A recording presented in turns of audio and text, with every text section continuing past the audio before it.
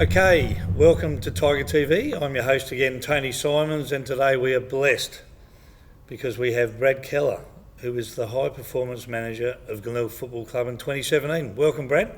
Thanks very much for having me, Tony. It's great to be here. Great to have you here. Well, things are happening here at Glenelg Footy Club, mate. I'll tell you what, I had a look on the website this afternoon just to try and stalk you a little bit and find out a bit about you. And what did I see? I saw in order of importance, I saw Glenelg, I saw Matty Locken, I saw Paul Sandico, and then I saw Brad Keller. Ahead of everyone else, you're the fourth most important bloke at Glenelg Footy Club. How do you feel? Oh, I'm pretty happy to be that high up the list. I'm not sure if that was a mistake or what, but I'll take it. There you go, mate. I've never been as high as 4, but I'm working my way up. Now, Brad, tell us the Brad Keller story. How did you get into football at Glenelg Footy Club for a start, but obviously a bit of a sporting background? Tell us about your own sporting background and how you arrived at Glenelg Footy Club. Yeah, look, I'm actually an Adelaide boy. I grew up here and loved sport growing up, I guess, and was absolutely passionate about sport myself, and played a number of sports from volleyball to soccer to baseball down at the Glenelg Tigers down the road, and ended up wanting to study further into sport, so ended up doing that as my uni degree. And you did that in Perth? I started off here, so I finished school at Brighton Secondary School, went into UniSA in Adelaide to study human movement, completed my undergraduate at UniSA, and then followed on to do my honours degree in sports science at UniSA in conjunction with SASI and the AIS program here, looking at training load monitoring in beach volleyball. So you're the guy who says to the full forward, you can't have more than 23 kicks at goal on a Thursday night? Is that the job you do? Basically. There's a few boys we need to look out for and need to keep them in check a little bit. Otherwise, if they've missed a few on the weekend, we need to pull them back in next week so they don't overdo it. Basically. It's got very scientific, hasn't it, with GPS and all the rest of it. Do we use all that technology here with our guys? Absolutely. It has got very scientific, and I guess that's one of my big backgrounds is obviously research and from a university background. And we absolutely use all of that stuff at Glenelg Football Club. GPS tracking is one of our big ways to monitor athletes and knowing exactly how far they're running every session, what sort of high speed running they're doing each training session, what they're doing throughout games, so we can look at their workload for the weeks, but also use it as a performance analysis tool to give them feedback on what their running was like on the day. So on any given Tuesday or Thursday night, would Matty Locken come and see you and say, this is what I'm planning tonight? How does that look? And you two guys will discuss it? Because I can tell you when I was coaching, I would never have been told by a bloke like you what I was going to do at training because I was normally in a bad mood.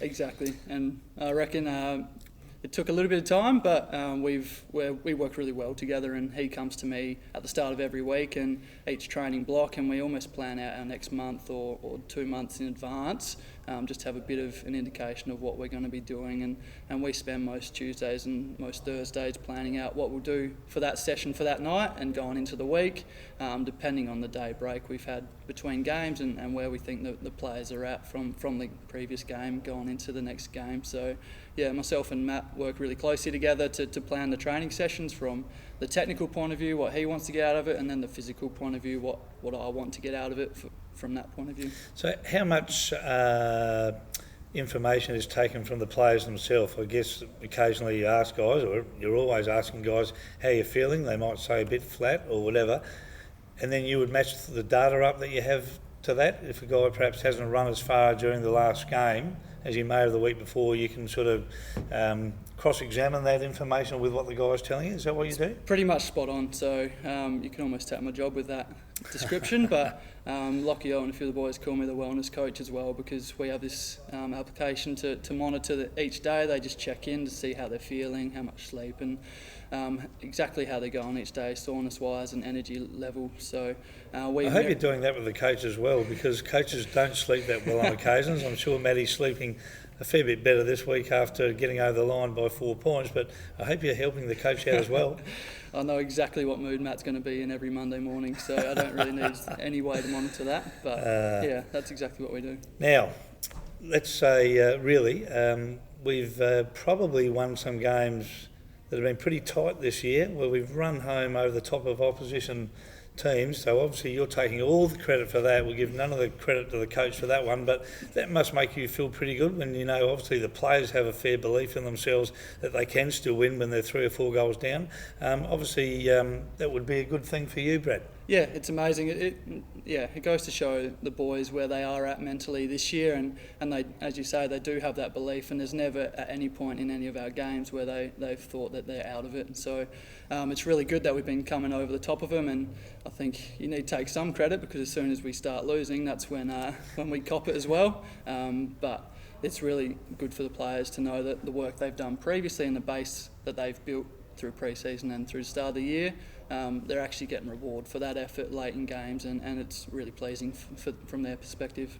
Well, some of that, I suppose this was your first pre-season with the footy club. Obviously it would have been a fair bit different to what they'd previously done. Would that be a fair call? Yeah, it was a bit of a change-up. I came in pretty close to the pre-season starting, so it was a quick turnaround, and I was chasing my tail for a little bit, but we tried to change things up a little bit and really simplify things. We didn't want to change absolutely everything they did, because they have good systems in place. We just want to be smart about when they train. They know they need to train hard when they do, and then we give them time to recover and replenish themselves and then go again. So just educating the players around exactly why we're doing things and when we're doing things, building that rapport and that buy-in from them, so they know they've got a massive session coming up or a big week coming up, grit their teeth and get through it.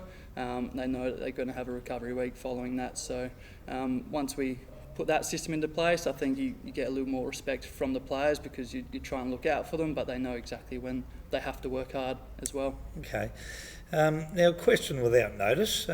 You must have a couple of lazy players out there you have a bit of trouble getting through to. I mean, when I played out here, we had Ross Gibbs, who just didn't want to train too hard, didn't think he needed it. I suppose we shouldn't call them lazy. We probably should say laconic. That might be a better word. But you must have a couple of laconic players around the place, maybe a couple of recruits from the country who don't see the need for all of this science.